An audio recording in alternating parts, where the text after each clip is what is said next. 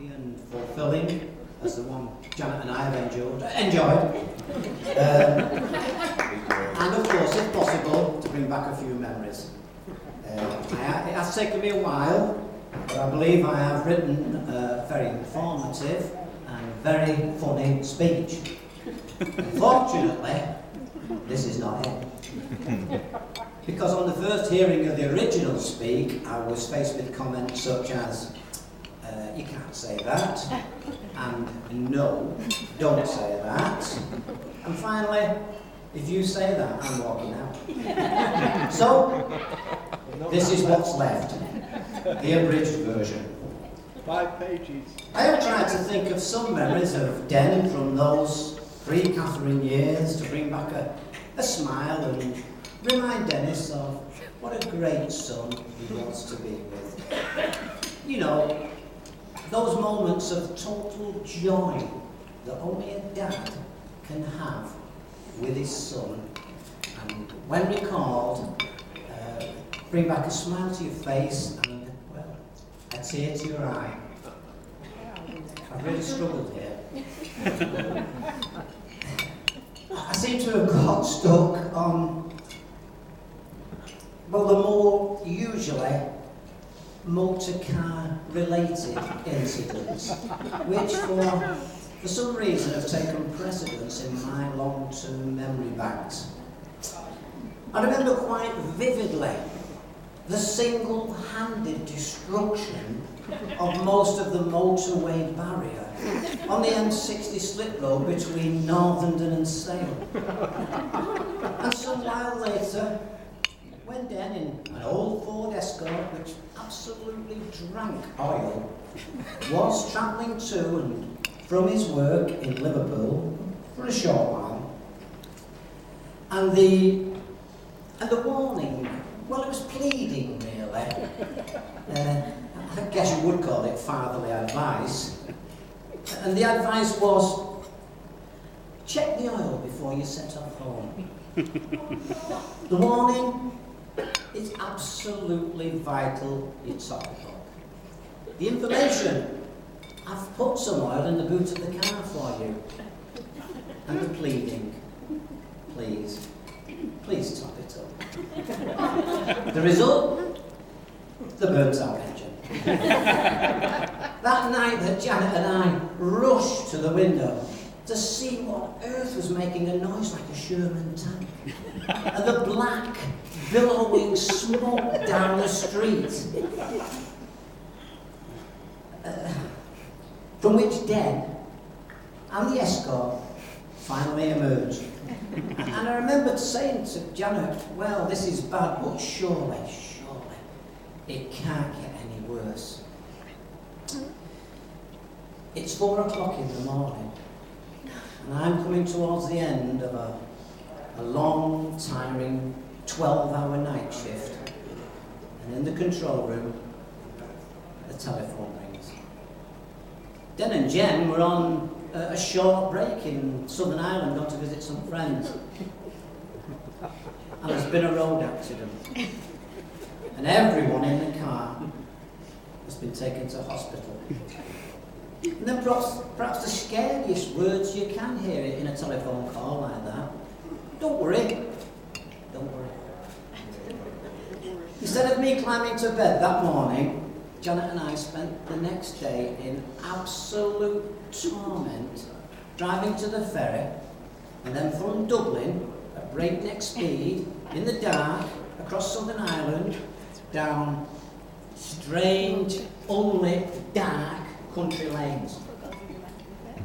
No sat-nav, and no 30-second texts in those days to let you know what was going on. We were just completely blind. And expecting to, on arrival, seek out the local A&E or perhaps even the morgue. Only to find that he and the other young people in the car were, without a care in the world, and as they say, chilling. The car went over a bridge wall, somersaulted a couple of times, landed on its wheels, and 4 young people walked away without a scratch. And by the time Janet and I turned up, it was as if it had never happened. Though, to be perfectly honest, a couple of pints of Guinness and a couple of whiskies later, Janet and I didn't feel too bad either. We were quite chilled ourselves. Anyway, as you do, before Janet and I left Sligo for that long drive home, I salvaged some things from the now written-off car. Couldn't get them bloody allies off though, could I? Oh, worth a fortune then. Persuaded the local police not to press charges. Made some travel arrangements for Den and set off, delighted. Everyone was in a good, healthy condition.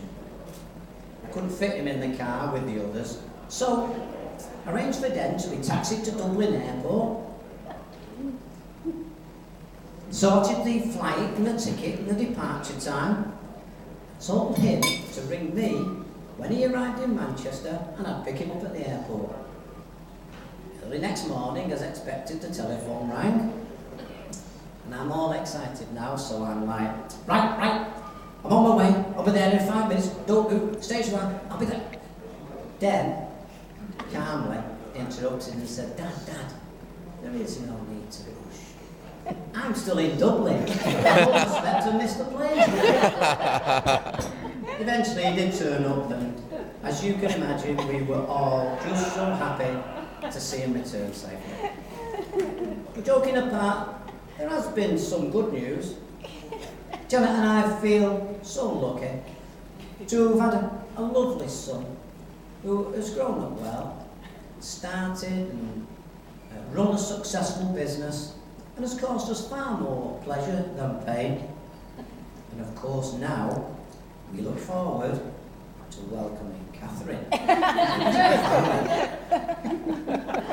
Dennis and Kat apparently knew each other for quite a long while before that night when the words, "I'm bringing my girlfriend home to meet you," were announced. "What you do?" I said. "All right. What's she like?" To which Den, bit doughy-eyed now, replied, "She's great. A real goth." Well, being a bit on the deaf side, I wasn't sure if he said a real giraffe, or a real toff. Look, I didn't know giraffe was some kind of slang word that this generation used to say, like, a bit of crumpet or a dolly bird or some slang expression. And I assumed, but I hoped really, that it said real tough. I thought, well, what a treat. This young lady will be well-spoken, well-mannered, educated, refined almost. Turns out giraffe was closer. The Higgins and Lee families have all gelled, and we do get on well together. Catherine lets me get away with murder sometimes, and sometimes she just slaps me. And I give credit to Bernadette for all she has done to make Catherine the excuse me, pleasant, warm, human being we all know today. And I'm sure Catherine and Dennis know Bernadette, Janet and myself will be there to give help and support whenever it's needed. Now the final thing to mention is about schooling. And I pass this tip on to Den and Kat in all good faith. Sometime in the future, if you are thinking of having children, try not to have them arriving in August. Janet and I were just having a good time. Without any planning, just, you could say, enjoying each other's company.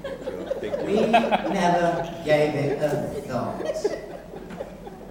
But August children can sometimes struggle in their serious school because well, they are mainly a year smaller and a year younger than most of the rest of the class, and little Den was no exception. And I don't think Dennis looks back on his grammar school experience as the best years of his life. So we apologise now for the poor timing of your birth. But I have to say, it was mainly your mother's fault. I only had a very small part in it. So, as November dawns and any couples out there are in the mood, and you're looking around, I would say the vast majority of these thoughts well behind. Hold on for a month or so. Save it for Christmas. You will be doing your next generation a big favour. In conclusion, I would propose a toast, not just to Den and Kat, but to all gathered here. Let's face it, we deserve it. So ladies and gentlemen, a toast to us all. We deserve it. To us. Yeah, to us all.